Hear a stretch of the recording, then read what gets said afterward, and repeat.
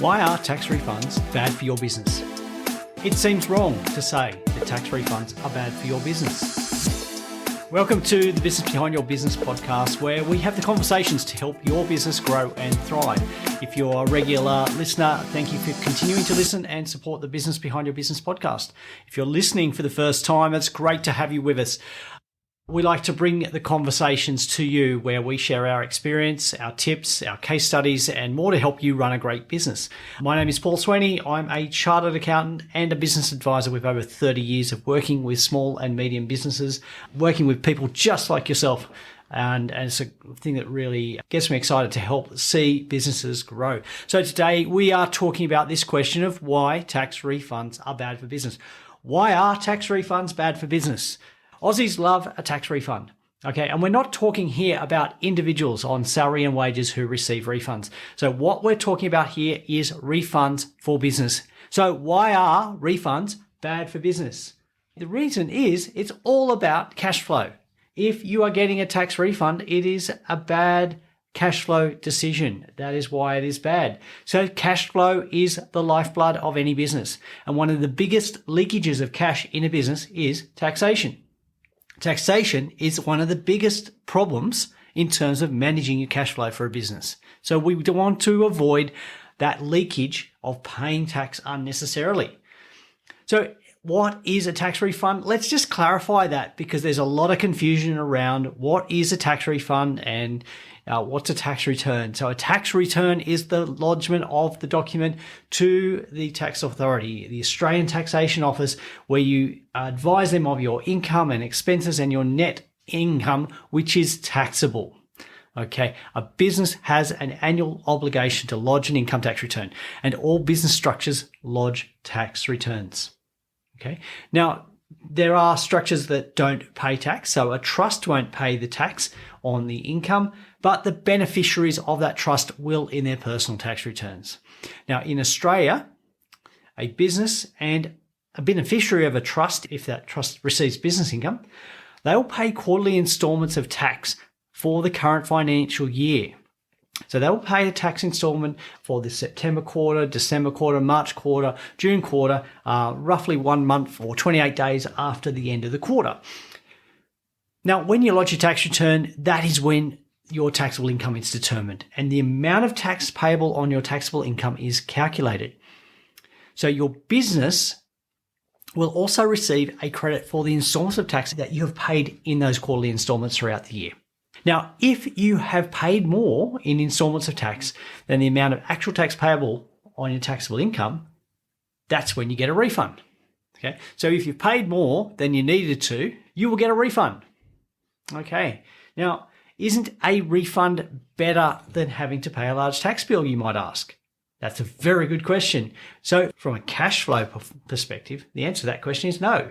A refund is not better than having to pay a large tax bill.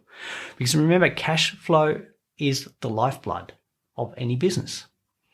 And if your refund is only a few $100s, well, that's pretty good management of your cash flow for tax. Okay, pretty good management. Only a couple of $100, that's pretty accurate. Very well done. But what if your refund was, say, $10,000? Or what if your refund was $50,000? We're starting to get up a bit. $50,000. If your refund was, say, $10,000 or $50,000, what does that tell us? Well, it tells us that you have used too much of your cash flow during the year to make installments of tax. Your business has lost the benefit of that cash. You have lost the benefit of holding that cash or using that cash in your business. You might have had to increase borrowing. You might have paid interest because you've had to borrow. You may have had to contribute additional cash into the business to cover those operating expenses because you had to pay tax. More tax than you needed to. Way more tax. If you're getting a refund of $50,000, you have paid way too much tax during the year. More than you needed to. Now, Australian businesses can actually vary their quarterly tax installments, but only if you lodge before the due date and only if you base it on accurate assessments.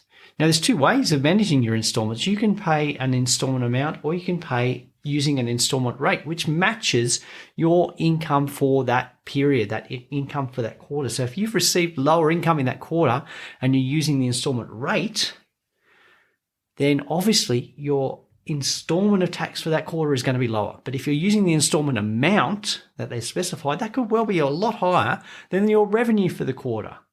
Okay, and where's that money come from to pay that installment of tax? Out of operating, out of your cash flow.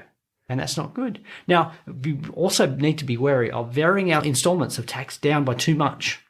And this is what happens when we're using the installment amount and we vary it down too much. And we end up with a large tax bill later on. So that's not a good thing as well. And there also may be penalties, and we have seen that happening. So there's two choices here. Do we use an installment amount or do we use the installment rate? What's going to give you the better cash flow result? Okay, the installment amount is probably it is easier. All you do is take the figure and run with it. And that could be good, particularly if it's less than, if you had a good quarter, a much better quarter than previous quarter, you're going to be paying less tax or less of an installment. But if your income is lower and you're using the installment rate, your tax obligation will match your revenue. Likewise, if it goes up, okay, yes, the flip side is you will pay a bigger installment in that quarter, but it's matching your revenue. You've got increased revenue, so your cash flow should be stronger. One of the key things here is you need to understand your financial position. You need to understand your numbers. What do you need to know? Well, you need to know that your financial figures are up to date. Your figures are up to date and they're accurate. Your figures must be accurate. Okay? Run the reports from your accounting system and review them. Get to know what those figures actually mean. You need to understand as well how tax applies to your results. How does tax apply to your financial results?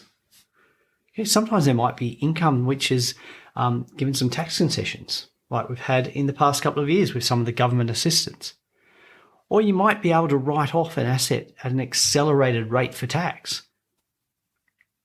Okay? So there are some differences there in how the tax applies. There's also some recent incentives that are in the pipeline where instead of getting a dollar for dollar tax deduction for certain spending on digital technologies or learning, you might get 120% deduction. It looks like that legislation is going to get passed. So that's good news, particularly if you're going to be investing in that technology. So learn to understand the rules. So this is where you need to talk to your accountant regularly and get their advice. Communicate. Talk to your accountant regularly. And now I don't just mean regularly as in once a year when you finalise your tax return. I don't mean a second time when you're looking to finalise your tax planning in May or June. Regular tax planning. Yes, I'm a bit self-serving here because I am an accountant and I want you to talk to me, not just because I want to do more business with you, but it's the best way to get the best result for you, to communicate with you and actually give you regular feedback on your financial performance and what those results mean.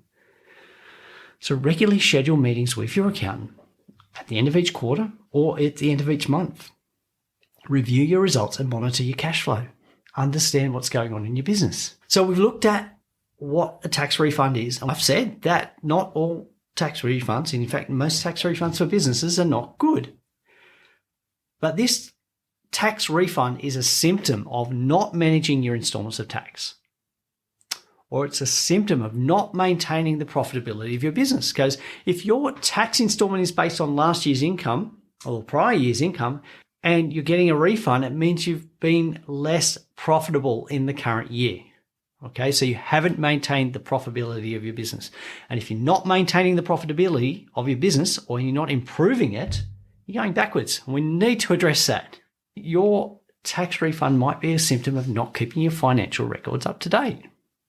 I've seen a lot of situations where people have chosen the installment amount, a much higher installment amount than what they needed to pay because they didn't have their financial records up to date and they were close to a lodgement deadline, so they just paid the figure on the form, which was way more than they needed to.